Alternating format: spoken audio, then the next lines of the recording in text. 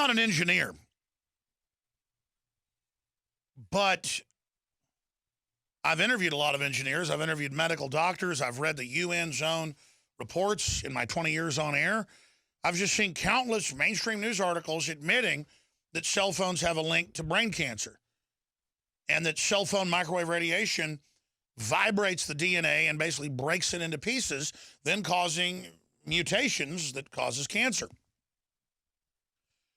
But I saw an article last week when it was linked on drudgereport.com.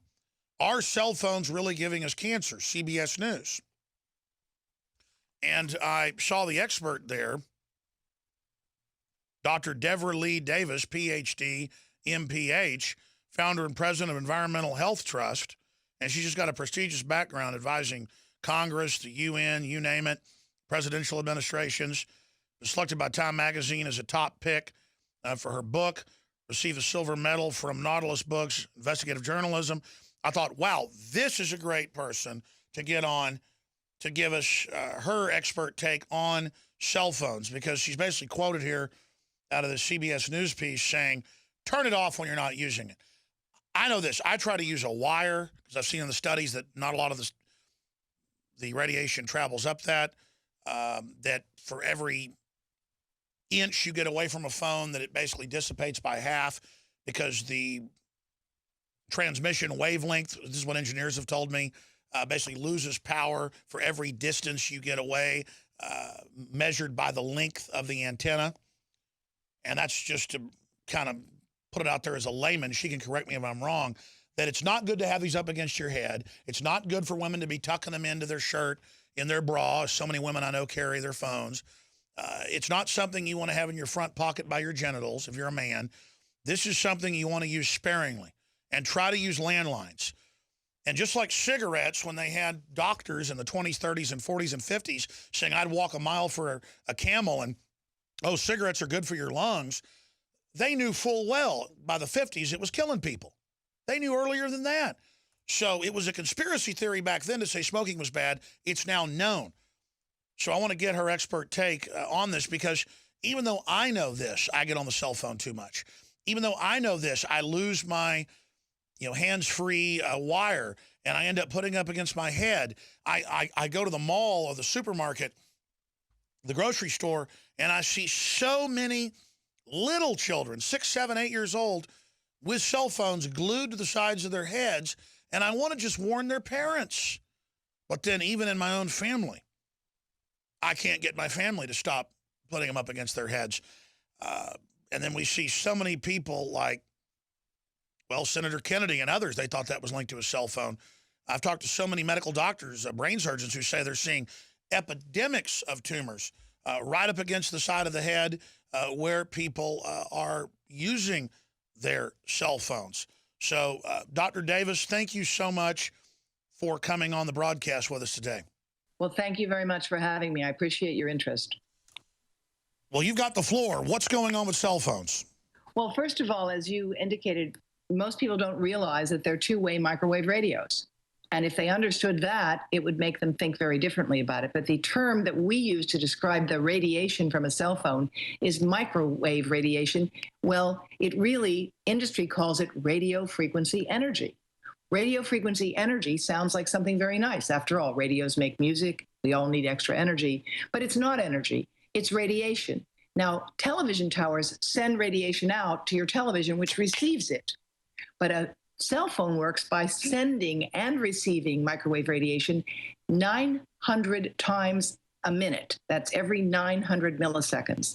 Whether you're talking or not, so long as that phone is on, if it's in your pocket, if it's in your bra, if it's next to your head, it's sending or receiving a microwave signal every 900 milliseconds. And because of that, it has the ability, as you indicated before, to disturb our DNA, to weaken our membranes, and to cause things that are in our body to be more deeply absorbed. It's interesting, but if people don't believe this is a problem, they should go to our website, environmentalhealthtrust.org, and click on or search for cell phone survivors and non-survivors. There we have videos from people who have suffered the real consequences of using phones in ways that have caused themselves, unfortunately, to have brain cancer. And I think they're very moving stories that people need to hear more about. Your site has a lot of links to mainline studies. Can we go back to the beginning, cell phones the last 30 years? Because I've talked to former Air Force Army people who would talk about setting up microwave relay towers in the desert and things to communicate, and how it would end up giving everybody in the team cancer 10 years later, 20 years later, or how they would put food in front of it and heat it up, heat up their beans with it. Well, cell phones are just doing that on a smaller scale, but cumulatively, I mean, we know it's in the studies that it's literally breaking up the DNA, disturbing the cells. It's been in the Time magazine. It's been in the Washington Post. What's crazy is this isn't really even denied, except industry tries to whitewash it. So where is it all going? Well, let's stop for a second. I think you're absolutely right about, by the way, the old studies from the military. I've talked to guys who used microwave radiation to warm themselves on the deck of an aircraft carrier before they realized that it might be damaging. And that's how they discovered we could make microwave ovens, by the way, is somebody was standing in front of the radar tower, and the chocolate in their pocket melted. So the first microwave ovens, in fact, were called radar ranges, because guys who invented them thought it would be really cool to cook with radar.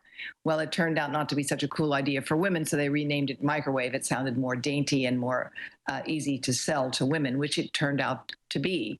Where we are with the issue is the following.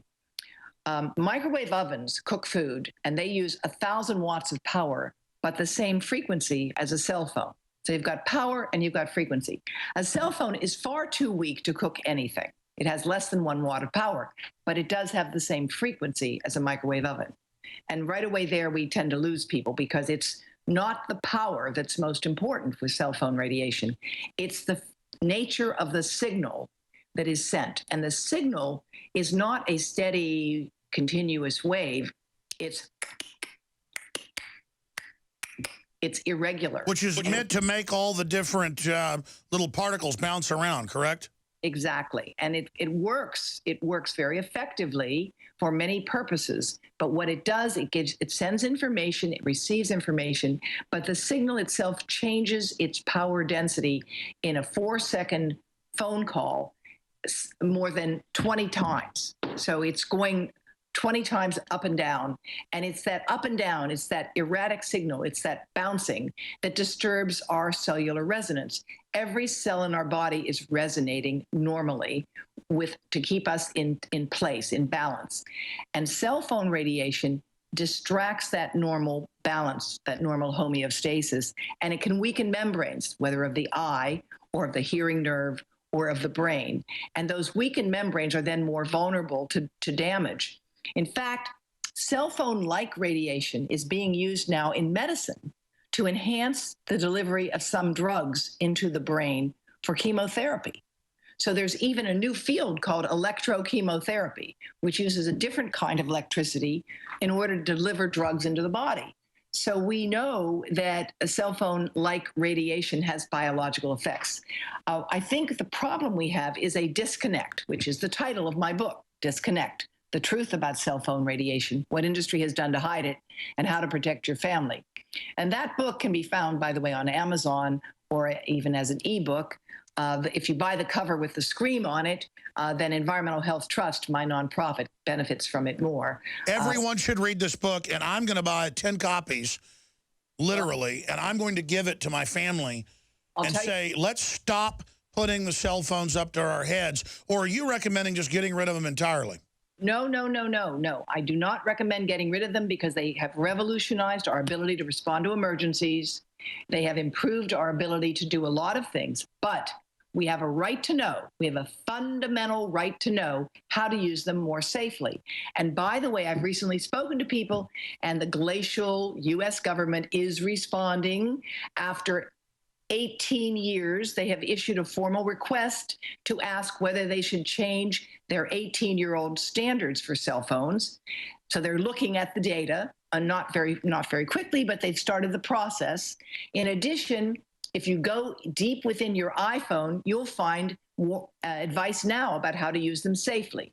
If you go to settings on your iPhone, and then you go to general, and from general, you go to about, And then in about, you go all the way down to something most people would never see called legal. You click on legal and it gives you RF exposure information. And there it says, buried in the phone, to reduce RF exposure, use a headset or a hands-free option. And also says, do not keep the phone closer than 10 millimeters to the body, or you can exceed the as-tested exposure limits. Incredible. And in fact, was one of my crew a few months ago pointed that out, that not just on iPhones, but on most Droids, in legal, they're covering their butts now.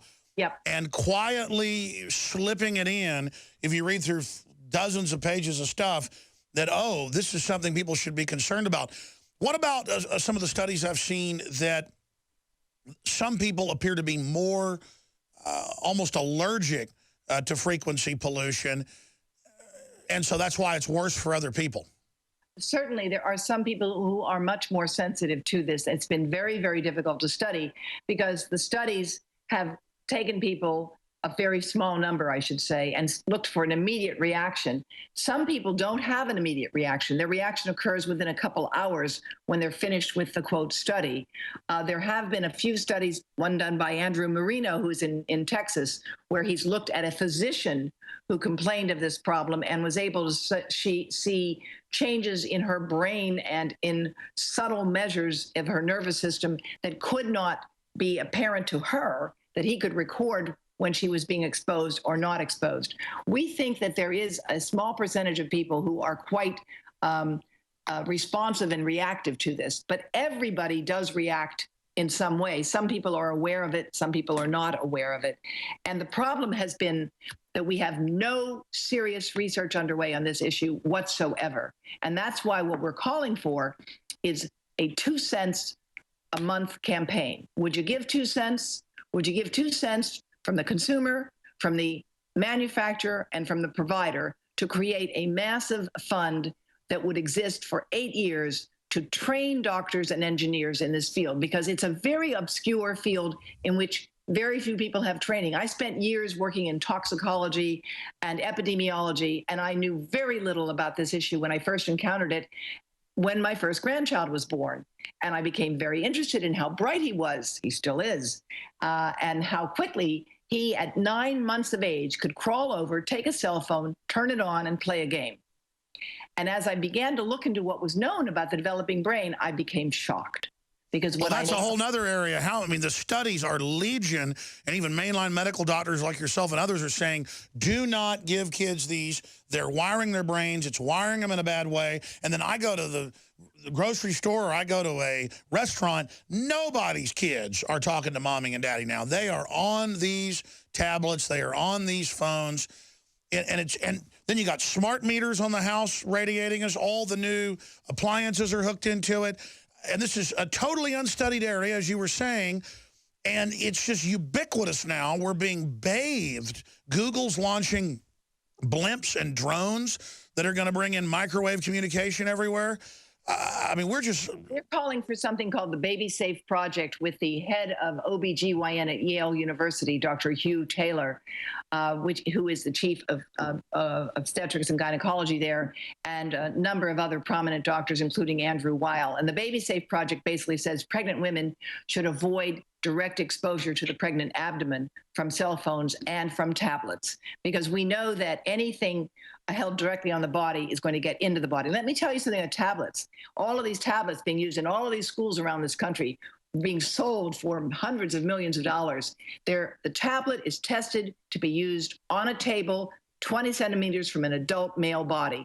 They are not supposed to be held by young children. And what we tell people is disconnect from the internet. If you must give a wireless device to a child, whether a phone or a tablet, make sure it's no longer on the internet. Put it on airplane mode and recognize something. If you go to our website, ehtrust.org, you will find on that site clear information about digital dementia, which has occurred in Korean children, so that the Korean psychiatrists are warning about this. It's a lack of development of the brain. Oh, yeah. I mean, the government's trying to ban kids now on their screen time in Korea because it's literally turning them into zombies. I actually have a column on Huffington Post on e-zombies, and I would really appreciate your linking to that information, as well as on our website. We've got stories about this that are very important for people to understand. You're not doing your child a favor if he learns to read at age 3 or 4 by glued to a screen. That's when children need to be held. That's when they need to be talked to. That's when they need to learn how to use their fine, stubby fingers and coordinate their eyes and their hands. And if we raise a generation that's digitally sophisticated at these young ages, we are short-circuiting some of the brain development that neuropsychiatrists understand is quite critical. We are creating a generation that lacks the ability to have empathy, that lacks the ability to look you in the eye and anticipate the consequences of actions. Think about what that would mean. It's almost like artificial sociopaths. And that's what I'm seeing with people that have just the last 10 years been on iPhones and on tablets and things. People don't talk. We've all seen the film footage, people falling into fountains or walking into streets. And it literally is creating a bunch of unconnected type people. And then you were mentioning, Doctor, some of the studies out there of what screen time's doing to little kids. Right. And in fact, the American Academy of Pediatrics recommends no screen time for children under the age of 2 at all, and then limited use afterwards. And Israel, with all the things going on in Israel right now, they just this week launched a website in Hebrew, but it can be translated, with safety information for parents and children, because they are so deeply concerned about the use of this device. And in Israel, they recommend no Wi-Fi in kindergartens and with young children whatsoever. And we are blanketing our schools with Wi-Fi without realizing that there is no proof that digital learning actually teaches children things that they retain, and that the old-fashioned way of learning with reading and pencil and paper and crayon really works for the brain. It's not just a question of being old-fashioned and hanging on to basic reading, writing, arithmetic. That way of learning where a child... Sure, I mean, it's genetic that we've always done it that way, so that's how our brain gets activated. I don't even know how humanity's going to survive this. I want to ask you where you think it's all going, Doctor. Amazing. ehtrust.org. When we come back, we'll plug that website one more time. Well, she's one of the leading experts on the dangers of cell phone radiation, but it's not just cell phones. It's across the board, ehtrust.org. And I get real emotional about this because I sit here 20 years on air, literally seeing thousands of news articles. While we've been talking, for the TV viewers, we've been throwing up mainstream science studies. It's not debatable. The question is, how bad is it? It's not a question of, is it bad? It's how bad. And then all these medical doctors about the skyrocketing brain cancer they're seeing, always on the side of the head of where people use the phones. It's got to stop. People have got to get out of the habit. Potentially, this could end up being bigger than cigarettes. And they've done mouse studies. We've got one of those from PubMed. Mobile phone radiation induces mode-dependent DNA damage in mouse. I mean, it just goes on and on and on with the type of stuff that this is, and manipulating the melatonin. And that's what I've noticed, Doctor, in closing, is where do you see this going? A, B, it seems like people that I know that use cell phones are addicted to them. There'll be a landline right there and they won't use it with zero radiation. And I've seen studies where they say it can heat the brain 1 degree, and that it does show heightened activity in the brain, that it almost has a speed effect. Is that accurate? Well, we are concerned that it looks like it stimulates dopamine, which is drug, sex, rock and roll, and maybe cell phones do stimulate the brain. There you go. And it could be a physiological component to the addiction. That is an example of why we need a major research program in this field. And I think that we will soon be getting it because people are going to demand it. Now, let me be clear. The research is not all uniformly showing a problem. There is a substantial body of research that says there's no problem at all. And guess what? It's been paid for the most part, by the industry. And that, unfortunately, creates a very difficult problem for anyone trying to look at the data, because industry has also influenced many official assessments of the problem. They have not influenced the Israeli government, fortunately. They have not influenced the French, by the way. And those governments, as well as some in India, have recently called for severe limits on the use of cell phones by children. In Belgium, it's against the law for a 7-year-old to be given a cell phone. And I think it should be. I really do. It's just. Well, let me just say this. Cell phones have revolutionized our ability to respond to emergencies and our ability to do business, especially in remote areas. There's no question about it. People have a right to know. It's the basic principle of democracy. They have the right to know how to use these things more safely. But a child can't have them until they're at the age of consent, and they have a right to not be given all this stuff and be roasted by it until they're 15 or so. And I just have seen too many of the studies as you have. I just realized that this is an epidemic of cancer. And now the smart meters that I've read are even stronger in some cases. I mean, this is just crazy. Yeah, we do not have adequate information about all of these things, and that's why it's important that we get it. That's why we do have to have this major funding, 2 cents a month. Would you give 2 cents? And frankly, Alex, I'm launching that right here and now for the first time. We haven't even put it up on our website. Maybe you can help. I didn't know that. Well, please come back on next week and do a whole, or later in the week, and do a whole hour, and we'll put out your press release and try to help you. That makes perfect sense, though, because we're going to need to create a whole field of science, as you were saying, just to look at this and just to deal with it, because it's connected to, as you said, breast cancer, testicular cancer, brain cancer. This is just an epidemic. Dr.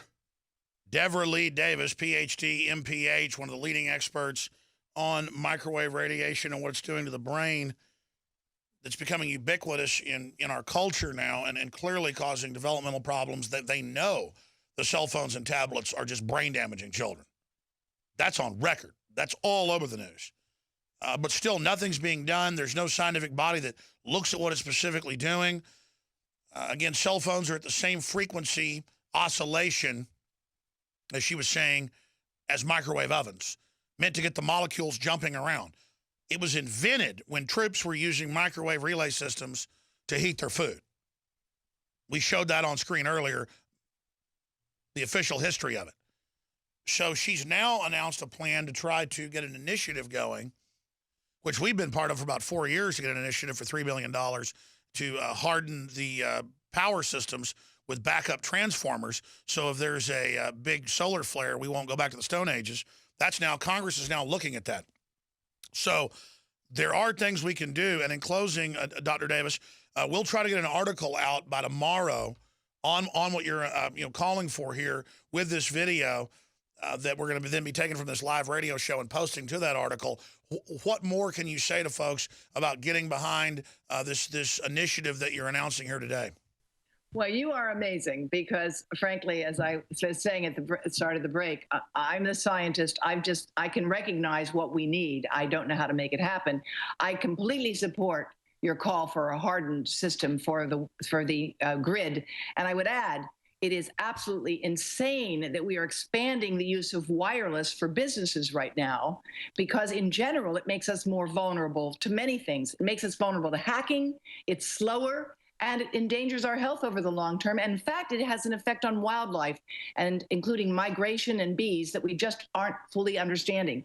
What we can do right now is very simple. Remember, distance is your friend. That's the basic idea. You can use these devices, like mine right now is sitting on my table. I wired in with a headset. If you have a wired headset, do not keep the phone on your body, in your pocket, because then it's just transmitting into you. In fact, the amount of radiation from your phone that gets into you when it's in your pocket is 2 to 4 times greater than when it's smacked against your head.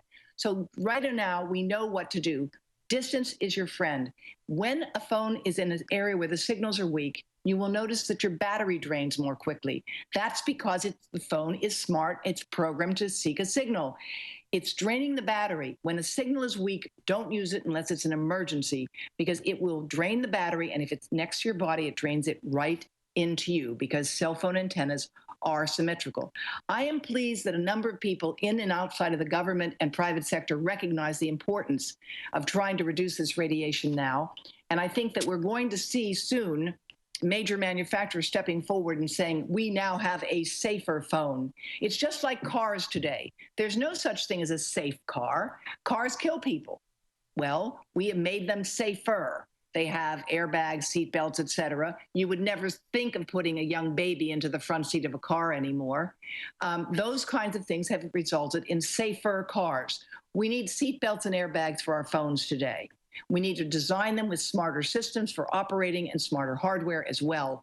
And there are a lot of things that we can do to protect ourselves in the meantime, certainly starting with not having very young children, pregnant women using phones. And men who want to become fathers need to know you don't keep a phone in your pocket when you're trying to make a healthy baby, because cell phone radiation damages sperm count and quality. All right, well, great job, Dr. Davis. We look forward to having you back for a full hour as soon as you want to. Try to really warn people, because I want to do something about this, because I don't want to see my children die of brain cancer. I don't want to just be roasted by all this Wi-Fi and all these smart meters they're trying to make people take. We've got to step up, and this is a civil rights issue. Thank you so much. Now you can watch The Alex Jones Show live as it happens at Infowars.com/show. You'll find links to all of our content there and a free 15-day trial for Prison Planet TV. More than 60 movies and documentaries all in one place at Infowars.com/show.